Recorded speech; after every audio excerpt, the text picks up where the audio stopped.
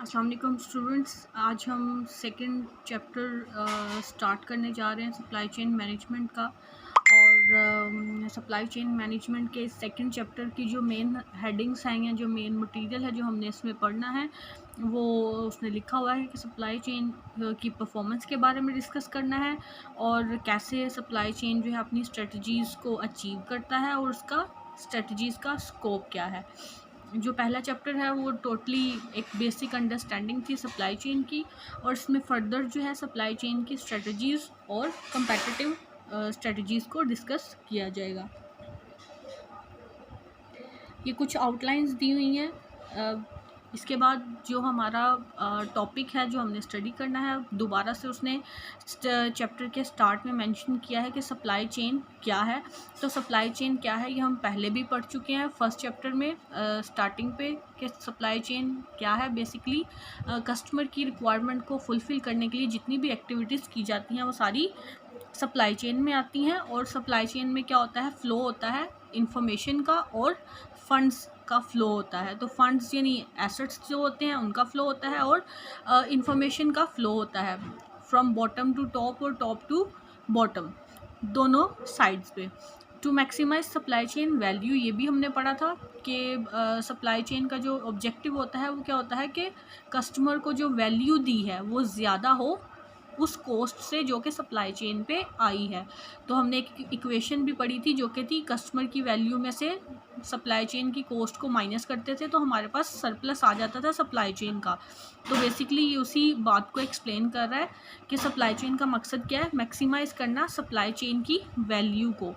अब कहता है कि सप्लाई चेन की वैल्यू क्या है, और सप्लाई चेन की वैल्यू हम पढ़ चुके हैं पहले भी कि सप्लाई चेन का सरप्लस क्या होता है।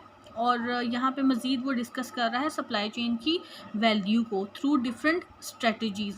अब यहाँ पे कहता है competitive and supply chain strategy. अब कंपेटिटिव और सप्लाई चेन स्ट्रेटजी क्या है, सबसे पहले हम कंपेटिटिव स्ट्रेटजी के बारे में पढ़ेंगे। कहता है कि जब भी कोई फर्म अपने कस्टमर की नीड्स को सेटिस्फाई करने के लिए प्रोडक्ट को उसकी अपनी कस्टमर की नीड और वांट्स के अकॉर्डिंग जो है वो डिज़ाइन करती है, तो हम कहते हैं कि कोई भी ऑर्गेनाइजेशन या सप्लाई चेन जो है वो कंपेटिटिव स्ट्रेटजी अडॉप्ट कर रही है।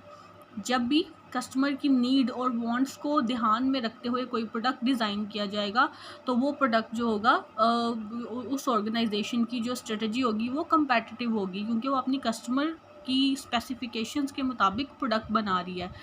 अब इसने यहाँ पे कुछ एग्जांपल दिए हैं कि low cost, rapid response and product differentiation. कुछ लोग होते हैं उनको लो कॉस्ट आइटम चाहिए होती हैं, कुछ लोगों को जो है वो with in a few days delivery time चाहिए होता है प्रोडक्ट का। कुछ प्रोडक्ट जो होते हैं वो थोड़े डिफरेंशिएट होते हैं क्वालिटी के लिहाज से और या फिर क्वांटिटी के लिहाज से भी। तो हर कस्टमर की जो नीड होती है वो डिफरेंट होती है दूसरे से। तो इसलिए कहता है कि जो ऑर्गेनाइजेशंस या सप्लाई चेन की जो एक्टिविटीज़ हैं, अगर उनमें कंपेटिटिव स्ट्रेटजी को अडॉप्ट किया जाए तो हम अपने कस्टमर की नीड्स को पूरा कर सकते हैं। उसने मिग्रोज और बिम जो है वर्सेस बिम की एक एग्जांपल दी है, और एचपी वर्सेस डेल की। डेफिनेटली डेल जो है वो अपने कस्टमर की नीड्स को आइडेंटिफाई करते हुए जो है अपना प्रोडक्ट बनाता है, ठीक है। क्योंकि प्रोडक्ट डेल की बहुत सी प्रोडक्ट जो होती हैं रिलायबल होती हैं और लो प्राइस भी होती हैं, मतलब इतनी एक्सपेंसिव नहीं होती हैं। लेकिन जो एचपी की प्रोडक्ट्स जो होते हैं वो एक्सपेंसिव भी होते हैं और उनकी क्वालिटी भी अच्छी होती है। तो इसी तरह से उसने एग्जांपल दिए कंपेटिटिव स्ट्रेटजी के पॉइंट ऑफ व्यू से इन दोनों ऑर्गेनाइजेशंस की। इसके बाद कहता है कि supply chain strategy, competitive strategy हम पढ़ चुके हैं। अब कहते हैं जो सप्लाई चेन है उसमें क्या स्ट्रेटजी अडॉप्ट की जाती है। तो सप्लाई चेन की एक्टिविटीज़ जो हम पहले भी पढ़ चुके हैं कि उसमें सप्लाई चेन में 5 स्टेजेस होती हैं। ज़ाहिर है सप्लायर के जब सप्लायर के पॉइंट ऑफ व्यू को हम देखते हैं तो हम देखते हैं कि ये वो शख्स है जो कि चीज़ें प्रोवाइड करता है, रॉ मटेरियल प्रोवाइड करता है मैन्युफैक्चरर को। और मैन्युफैक्चरर किससे चीज़ें प्रोक्योर करता है, ये किससे चीज़ें ख़रीदता है, सप्लायर से। उसके बाद मैन्युफैक्चर करने के बाद मैन्युफैक्चरर वो चीज़ें ट्रांसपोर्टेशन के लिए किसको दे देता है, डिस्ट्रीब्यूटर्स को। तो ट्रांसपोर्टेशन का फैक्टर भी सप्लाई चेन की स्ट्रेटजी में आता है। अगर चीज़ें ट्रांसपोर्ट हो गई हैं और उसके बाद मैन्युफैक्चर भी हो चुकी हैं, तो वो चीज़ें डिस्ट्रीब्यूट करने के बाद सारी एक्टिविटीज़ जब तक चीज़ें कस्टमर तक नहीं पहुंच जाती, वो सारी एक्टिविटीज़ सप्लाई चेन में आती हैं और वो सप्लाई चेन की स्ट्रेटजीज़ कहलाती हैं। आइदर वो मैन्युफैक्चरिंग स्ट्रेटजी हो, प्रोक्योरमेंट स्ट्रेटजी हो, डिस्ट्रीब्यूशन स्ट्रेटजी हो, या प्रोडक्ट क्रिएशन जो है सर्विसेज हों, वो सारी सप्लाई चेन स्ट्रेटजी का हिस्सा होती हैं। तो ये सारी स्ट्रेटजीज़ क्या कहता है कि आपस में कंसिस्टेंट होनी चाहिए, आपस में तसलसल होना चाहिए, ताकि जो सप्लाई चेन का प्रोसेस है उसको मज़ीद एफिशिएंट बनाया जा सके और इन जो स्ट्रेटजीज़ हैं इनको अच्छे तरीके से इम्प्लीमेंट किया जा सके। तो इसके लिए इन तीनों कंपेटिटिव स्ट्रेटजी और सप्लाई चेन स्ट्रेटजी का कंसिस्टेंट होना बहुत ज़रूरी है। अब यहाँ पे उसने कहा है कि कंपेटिटिव स्ट्रेटजी में 3 चीज़ें बहुत अहम हैं। एक तो है new product strategy, marketing strategy और supply chain strategy. New product, जब भी हम मार्केट में कोई नया प्रोडक्ट इंट्रोड्यूस करवाते हैं तो सबसे पहले हमने ये देखना होता है कि वो प्रोडक्ट हमारे कस्टमर की नीड्स को फुलफ़िल कर रहा है या नहीं। उसके लिए हम डिफरेंट मार्केट सर्वेस करवाते हैं या मार्केट में फ्री ऑफ कॉस्ट सैम्पल रखवा देते हैं। तो ये सारी मार्केटिंग स्ट्रेटजीज़ हम अप्लाई करते हैं न्यू प्रोडक्ट को लॉन्च करने के लिए। ज़ाहिर है न्यू प्रोडक्ट जब आपने सप्लाई करना है तो उसमें सप्लाई चेन की एक्टिविटीज़ भी इन्वॉल्व होंगी, जिसके लिए आपको सप्लाई चेन की स्ट्रेटजी को भी इम्प्लीमेंट करना पड़ेगा। तो इन शॉर्ट कंपेटिटिव स्ट्रेटजी में ये तीनों स्ट्रेटजीज़ इन्वॉल्व होती हैं। अब नीचे उसने एक प्रोसेस दिया है। सबसे पहले कहता है कि एक नया प्रोडक्ट डेवलप होता है या एक नया प्रोडक्ट बनता है, उसको डिफरेंट टेस्ट या डिफरेंट सैम्पल्स को करके आप क्या करते हैं, एक नया प्रोडक्ट बना देते हैं अपने कस्टमर के लिए। मार्केटिंग एंड सेल करते हैं। मार्केटिंग क्या होता है, किसी प्रोडक्ट को मार्केट में इंट्रोड्यूस करवाना और उसको कस्टमर की नीड्स और वांट्स के अकॉर्डिंग जो है वो बनाना। अब मार्केटिंग में क्या करता है कि प्रमोशंस करते हैं, डिफरेंट एडवर्टीजमेंट करते हैं अपने प्रोडक्ट की, उसकी सेल को बढ़ाने के लिए। तो कहता है कि सारी एक्टिविटीज़ जितनी भी की जाती हैं, मार्केटिंग की जो एक्टिविटीज़ होती हैं वो अल्टीमेटली सेल को बढ़ाने के लिए ही की जाती हैं। फिर कहता है मार्केटिंग और सेल्स करने के बाद ऑपरेशंस में जाते हैं। ऑपरेशंस का जहाँ पे चीज़ें मैन्युफैक्चर हो रही होती हैं या एक्टिविटीज़ हो रही होती हैं एक्चुअली में, जहाँ पे चीज़ें बन रही होती हैं, तो वो ऑपरेशनल पार्ट होता है किसी भी बिज़नेस का।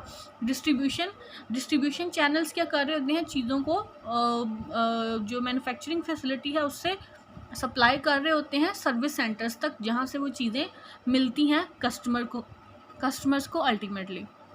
अब कहता है जितनी भी ये उसने ऊपर हेडिंग दी है कि linking supply chain and business strategy. तो बिजनेस स्ट्रेटजी को सप्लाई चेन से कैसे लिंक करना है, ये सारी एक्टिविटीज सर्विसेज तक जो है वो बिज़नेस की जो स्ट्रेटजी है वो है। और बिज़नेस की स्ट्रेटजी कहता है कि क्या होनी चाहिए, कंपेटिटिव होनी चाहिए। और जब हम बिज़नेस स्ट्रेटजी को देख रहे होते हैं तो हमें उस बिज़नेस के फाइनेंस, अकाउंटिंग और आईटी या एचआर की सारी फैसिलिटीज़ को भी ध्यान में रखना पड़ता है।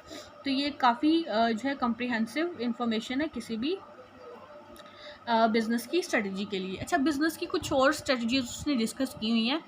अब कहता है कि प्रोडक्ट डेवलपमेंट स्ट्रेटजी, जो कि हम कंपेटिटिव स्ट्रेटजी में पढ़ी है, कंपेटिटिव स्ट्रेटजी में 3 तरह की स्ट्रेटजीज आती हैं, प्रोडक्ट्स डेवलपमेंट की, मार्केटिंग की और सप्लाई चेन की। तो प्रोडक्ट डेवलपमेंट स्ट्रेटजी में हम क्या करते हैं, जितना भी हमारे प्रोडक्ट का पोर्टफोलियो है उसको हम देखते हैं। पोर्टफोलियो से मतलब ये हुआ कि एक ऑर्गेनाइजेशन अगर वो 5 से 6 तरह के प्रोडक्ट बनाती है तो वो 5 से 6 प्रोडक्ट उस कंपनी का या उस ऑर्गेनाइजेशन का पोर्टफोलियो है, ठीक है।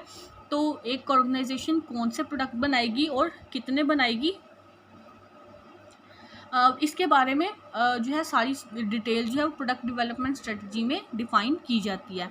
मार्केटिंग और सेल स्ट्रेटजी में क्या डिफ़ाइन किया जाता है कि कंपनी अपने प्रोडक्ट को कैसे प्रमोट करेगी, कंपनी अपने प्रोडक्ट की प्राइस क्या डिफ़ाइन करेगी, और प्रोडक्ट जो है आइदर ये प्रोडक्ट जो है वो जो है लो इनकम पीपल्स को अट्रैक्ट करेगा या जो हाई लेवल इनकम पीपल्स हैं जो कि क्वालिटी को डिमांड करते हैं और प्राइस पे फोकस नहीं करते, उनको अट्रैक्ट करेगा।